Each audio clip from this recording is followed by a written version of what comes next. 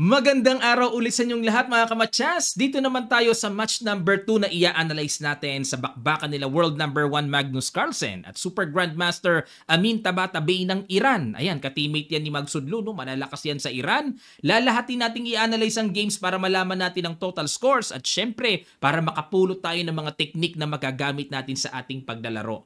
Sa mga hindi pa po nakakapanood ng pinost kong match between Wesley So and Eljanov, posted lang sa YouTube at ilalagay ko din sa end part ng video para mapanood nyo. Game number 1, white dito si Magnus ang ginawa nag-E4. E5 si Tabatabai, Knight F3, Knight C6, Bishop B5, Ruy Lopez.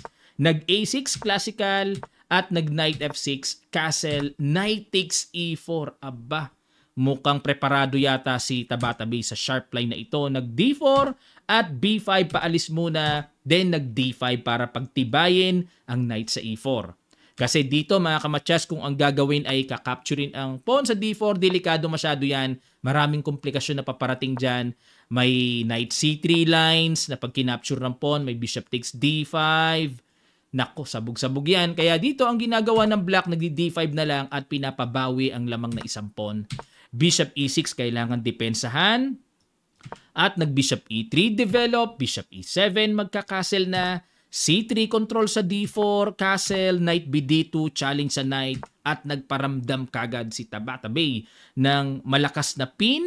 H3, sinubukan ni Magnus. Ano bang gagawin ng pin mo na yan? Kinapture ang knight at kumapture sa bishop. Dito mga kamatsas, para mas maliwanag nating maintindihan kasi may mga bitin-bitin. Ano ba mangyayari kung simpleng capturing lang ng bishop? May bishop takes knight kasi. Queen takes, yun, may knight takes E5. Slightly better for black yan. Okay? May ganyan. Ngayon, kung queen naman ang pangka-capture, lalong damaging sa white. Double po na. Naku, may mga threat pa. Naku, bukas pa yung king. Delikado. Kaya dito, ang pinaka-eksaktong tira ay H takes G4, Knight takes F1. Pa-quality down nga lang si Magnus. Queen takes F1, bad move ang binigay na marka. Dapat daw King takes F1 para mapanatiling may tempo threat nga naman sa D5. Oo nga, no? Nandun na yun, ah. Pag nag-Knight A5, Bishop takes. Pag nag-C6, Bishop E4, takes. Ayan, yan siguro ang ayaw dito ni Magnus, yung maku-queen to queen. O pero, slightly better for black lang naman. Yan ang gusto ni Stockfish. Pero dito, nag-queen takes F1. Iba. At nag-Knight A5, itong Queen F1 nga pala ang novelty sa laban na ito mga kamatsas. Bishop C2, good move. Pressure lang sa H7, Knight C4, atake sa Bishop, at nag-Bishop F4, F6, challenge na para mabuksan din ang F-file, at nag-E6. Gusto ni Magnus na wag maging aktibo masyado ang tore sa F-file, kaya nag-push na lang, at nag-Bishop D6, G3, depensa, G6 para maputol ang pressure na po pwedeng gawin. Aangat ang queen, may mga ganong atake mamaya. At nag-rook E1, Queen E7 binarhan, baka mamaya makatulak ng kakaiba yan. Bishop H6, Knight E5, yun lang. Bakit nag-decide si Tabatabai na ibalik ang tore? Na pwede naman daw mag-rook Fe8, wala namang komplikasyon. Sayang yan, tore pa rin yan. Sayang. Nag-Knight E5, ibinalik. Pero nag-Knight H2 si Magnus. Ibahin niyo si Magnus. Ayaw niyang kainin tapos kakapturin yon. Kasi babagsak yung pawn sa E6. Ang ginawa, nag-Knight H2. Sa isip ni Magnus, quality down ako. Ayokong ibalik yan. Kinapture. Nice decision by Tabatabai. Kasi mag-E4 na eh. O talagang buo ang desisyon ni Tabatabai na ipabalik. Pero nag-F4, binitin muna ang knight. Rook F7, kinapture, capture, yun lang, bad move. Dapat daw Bishop C5 check, King H1, saka mag-F takes E5. Okay, yan ang gusto ng computer engine. Balik tayo. Pero nag-F takes E5 kagad, Queen E2, E4, threat ang pawn sa G3, King G2, depensa, Queen E5, naku, kakainin na yan. Nag-Queen E3. Depensa. At nag-Rook E8. Teka muna mga kamatsas ha. Parang may nasulyapan akong Rook F3 eh. Ano meron dyan? Pag nag-Rook F3, capture, Queen takes, King F1, Queen H3 check, King E2. Ayun, tatakbo lang pala. Makakatakas na eh. Okay? Baliwala. Kaya dito nag-rook E8, Bishop F4, bad move na naman. Umuulan ng bad move sa laban nila. Dapat daw tira dito Rook F1. Ayan, para hamon lang sa tore. Pero, nag-Bishop F4, Rook takes F4. Naku naman. Bad move din ang sagot. Ba't kaya bad movean sila? Ang tira daw, simple Queen E7 lang. Ano na nangyayari? Nagkakawindangan sila. Takes. Capture. Di one piece down si Tabata Bay. Knight F1. 4 pawns na lang natira sa puti. 3 pawns ang kapalit ng isang pyesa. O sige, may katwiran pa, no? Kasi 3 pawns, sapat yun nakapalit sa isang pyesa eh. Knight G3, King F6, Knight E2, Bishop D6, Rook F1 check, King G5, Bishop B3, at nag C6. Walang mapingas na pawn si Magnus dito. Paano gagawin niya? Knight D4 para may pamingas na. Nag C5 paalis. Knight E2 bumalik. And nag C4. Ayan, di pa makakapture dito kasi may capture sa D5. Kaya nag C4 muna. Bishop D1 and the Rook F8. Aba, talaga. Takes. Lamang ang black Ganda ng ginawa dito ni Tabata Bay. What a powerful endgame knowledge, no? Knight D4, bad move si Magnus. Dapat daw ang tira A4. Pampalambot sa queen side. Oo nga, tapos magda-Knight D4 mamaya, no? Continuation, B4, tapos B3. Ay, nako, pasabog talaga. Pero still equal pa rin. Naghahabol ang puti dito ng equal, no? Hawak ni Tabata Bay ang posisyon. Knight D4, Bishop D6, A4. Ayan na. B4, B3 nakita. Pero late na, no? Hindi ganito dapat eh. Ang tira daw dapat ay Knight C2. Tapos ka-capture dyan, takes, and mag-King F6. Yan, mahaba-haba pa itong ikutan. Para pag nag-Knight E3, mag-King E5. Mahaba pa ito, no? Pero okay ang black. Nag-B3, B takes C3, brand X move. Nako, talaga nga naman. Oo. Dapat daw ang tira ay King F4. Ay, oo, papasok King E3, King dito na. Oo, malakas. Na-miss ni Tabata Bay yung malakas na idea na yon. Kinapture ang C3, B takes C4, capture, and Knight C2. King F4, Bishop E2, A5, King H3, depensa muna sa pawn, at nag-Bishop C5, King G2, nag-abang-abang na lang. Abang-abang lang. Ha? Grabe yan Ayun, capture. Ayun. Ang galing talaga ni Magnus sa endgame. Mamaw talaga.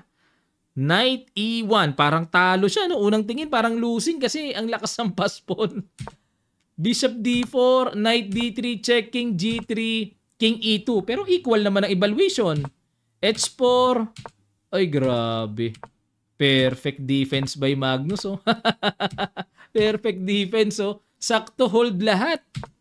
Bishop B6, Knight E1, King G3, King E2. Ayan. Kasi hindi pwedeng capturein yun, mga kamatyas. Pag nag-King G3, magki-King F2 na eh. Kaya kailangan sakto talaga ang galawan ng King. Bishop C5, Bishop A8, Bishop A7, Knight C2, King F4, Bishop C6, Bishop C5. The position is fortress. Ibig sabihin, hindi makakapasukan. Hindi na makakapasok ang Black King dito. Ayun. At ito po ang nangyari. Ayan, may mga pilit-pilit blues pa rin. Pero fortress hindi makapasok ang Black King.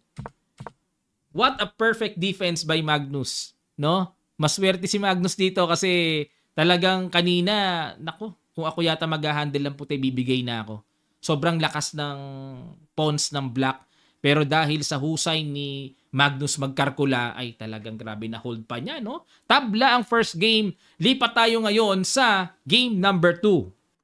Puti naman si Tabata Bay, nag C4, English opening, G6 si Magnus, Knight C3, C5, English symmetrical na uwi, Knight C6, D3, Knight H6. Interesting. Usually ang tira ng Knight, F6 yan pumupunta eh. Pero dito nag-mix siya para medyo malito si Tabata Bay. Knight H6, nag-H4. Ayun, para mag-H5 kagad, may pressure. B6, magdo-double fianchetto. Naku po, ang B6 ay nagpawala kaagad ng maaga sa libro. Gusto talaga ni Magnus ng kanya-kanyang diskarte talaga. Dito kasi normal na tira, D6, pangalawa knight F5, pero dito nag B6, nag H5, bishop B7, bishop F4, knight F5, H6, at kinapture ang knight. Okay, sa inis ni Magnus talaga ng capture na yan. At mayroong double pawn ngayon si Tabatabai. Nag F6 para mag-E5. E4, knight D6 at kinapture. Binigyan din naman ng double pawn si Magnus at nag knight H3, nag knight E5, knight F4, queen E7, castle, castle.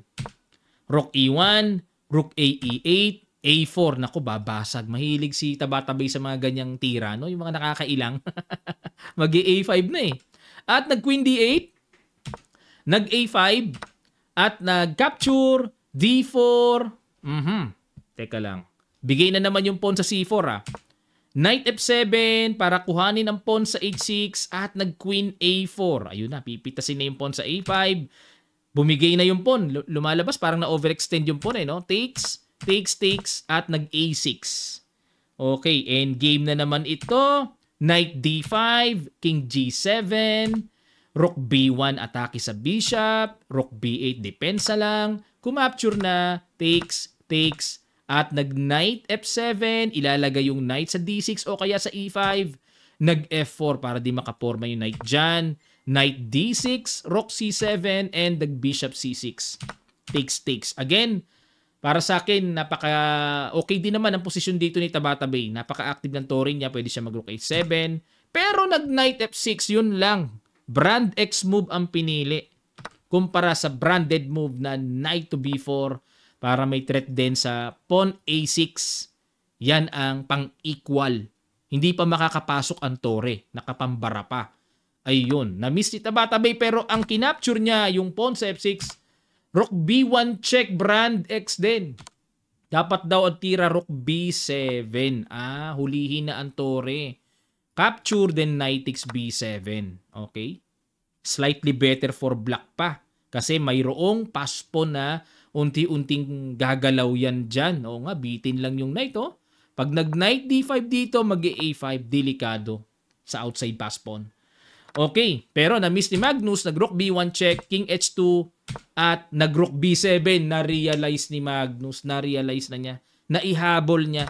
Takes, E5, at nag-A5, naihabol niya ang malakas na idea na paganahin ang kanyang strong outside pass pawn. Yan lakas Kinapture, at nag-King G2. Siyempre, di pwedeng sumobra o mabuso ng capture kasi di maabutan yung pawn. Knight C5, at nag-King F3.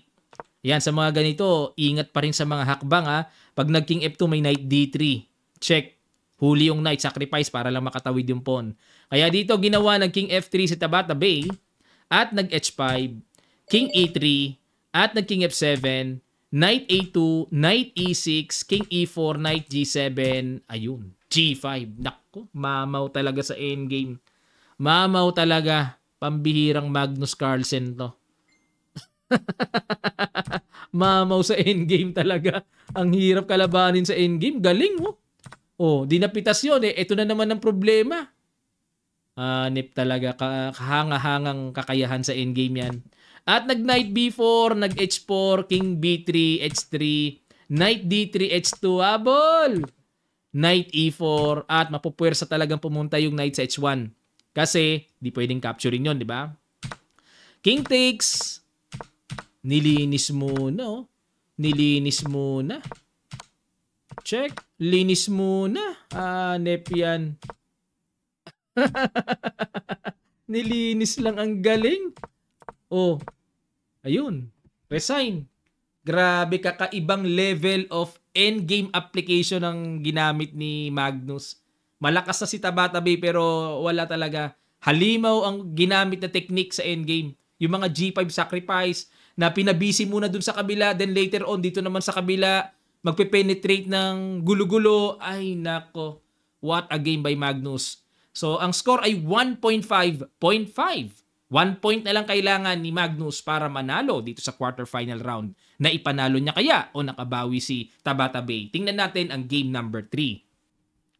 Nag-E4 si Magnus, E5, Knight F3, Knight C6. Ruy Lopez na naman, classical na naman ang ginawa. Nag-D3 naman ngayon. Dinipensahan na yung E4. Yung first game po, kung matatandaan nyo, nag-castle si Magnus, then kinapture ni Tabata Bay yung pawn sa E4. Ayaw ni Magnus ng ganyan linya. Binago niya, nag-D3 muna siya. At nag-Bishop C5, C3, B5, Bishop B3, D6, Bishop G5, pin pressure, H6, maintain lang ang pin, umatras, Bishop B6, at nag-Knight BD2 develop, nag-G5, ayan, interesting line. Dito kasi, Rook B8, hindi pa naman G5, ano, pero nag-G5 dito, sharp ang piniling linya. Bishop G3 at nag-Queen E7, A4, Rook B8, kumapture, capture, at nag-Knight F1, yan. Yang tira na yan ang nagpabago sa labanan na ito dahil ang normal na ginagawa dito ayon sa chess.com Masters Opening Database ay sinisimplihan lang ng castling. Pero dito, Knight F1 ang ginawa, magna Knight E3, maneuver kaagad. Bishop E6, Knight E3, kinapture na ang Knight kasi masyadong malakas po pag nakatungtong sa D5 talaga yan. F takes E3, nag-castle at nag-castle, Rook A8, tapatan, kinapture-capture, at dito mga kamatsas, grabe ang binitawan ni Magnus. Excellent move. Hindi ko alam kung ito ay home preparation or over the board niyang nakita. Sige po mga kamatsas, pakiguess nyo sa ilang sandali lang, tutuloy kagad natin. Start.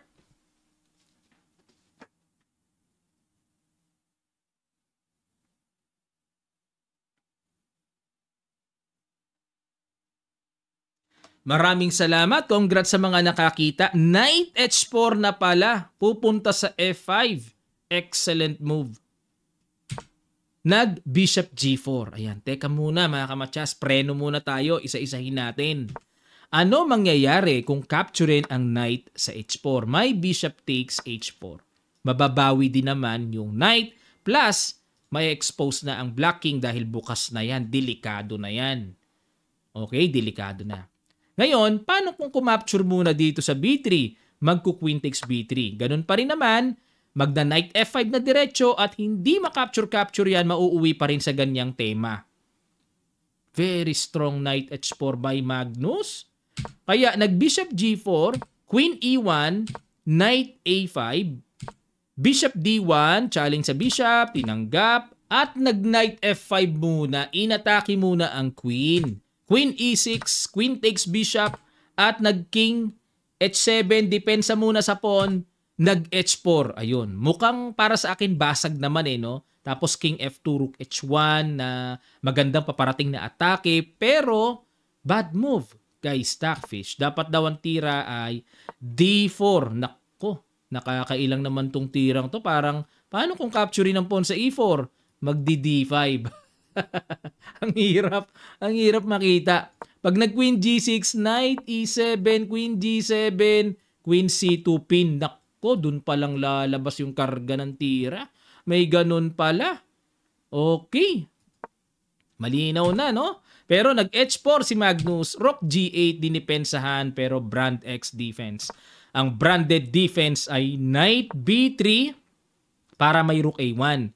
Pag kumapture sa G5, Rook A1 muna. Pag nag-Queen E2, bawas muna, Queen takes, and H takes G5. Equal. Okay, equal. Pero, nag-Rook G8, capture, Rook takes G5, Bishop H4, Rook G6, and nag-B4. Inatake ang Knight, Knight C6 balik, at nag-Queen F3. Ayan, tamang hawak muna sa posisyon. Nag-Knight G8, D4, nako, magdi-D5 na. Napakalakas niyan. Kinapture, capture, so good for white kasi nawala na yung double pawn, but still, meron pa rin paparating na D5 double at nag-Queen C4, Knight G3, threatening Queen takes F7, nag-F6, Knight H5, threatening Knight takes F7, sorry, F6, at nag-Queen F7, ayun, depensa. At nag-E5, another forcing strong move by Magnus. Ayun. nagkaroon ng threat. Knight E7, E6. Talaga nga naman, pakamamaw naman to. Grabe. Kung ito yung makakalaro ko sa sparring, yung ginagawa ko laging laro sa chess.com, ina-upload ko sa Facebook page natin. Nako, baka hindi ako makalusot mga kamatsas. Ang hirap. Oh, lakas eh. Oh, di ba? Double. Ba't naman kinapture ni Tabata Bay? Halimbawa, paano kung mag Queen F8 lang? Huwag pansinin, may capture na. Takes, then Bishop takes. Ow! Napakalakas. Kinapture na sa inis at yun na, nagpa-quality down na, pero pagka ganitong position ay kumbaga sa boxing, binibilangan na mga kamatsas. 1, 2! Binibilangan na.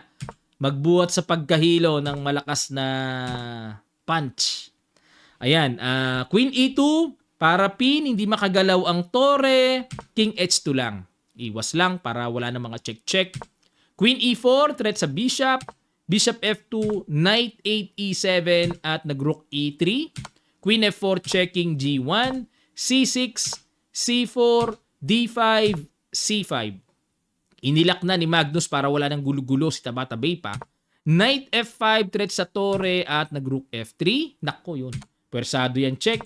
King H2, Knight E7 ulit. At dito, huling bitaw na tira ni Magnus, napasuko na si Tabata Bay. Bishop E3, threat ang queen, threatening. Bishop takes then or queen takes and wins. 2.5 out of 4 rapid games. 3 games lang tinapos na ni Magnus. Ito pong si Tabata Bay, may pag-asa pa rin naman. Pupunta siya sa loser's bracket sa ilalim at kung matagumpay niyang ipapanalo lahat, makakarating pa siya sa grand final. At itong si Magnus na nanatili sa winner's bracket, abangan po natin ang semifinals nila. Mamaya yon ha.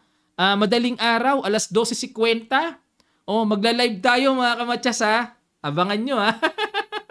Maganda to kasi 15 minutes plus 3 seconds increment lang naman ang time. Mabilisan lang ito. So, titiisin ko na po na yan, mag-ready na kayo, matulog na kayo sa mga manonood mamaya. Pagandaan nyo para, or kaya kape-kape para habang nanonood tayo, hindi tayo tutuka-tuka at talagang ma-enjoy natin ang show na yon.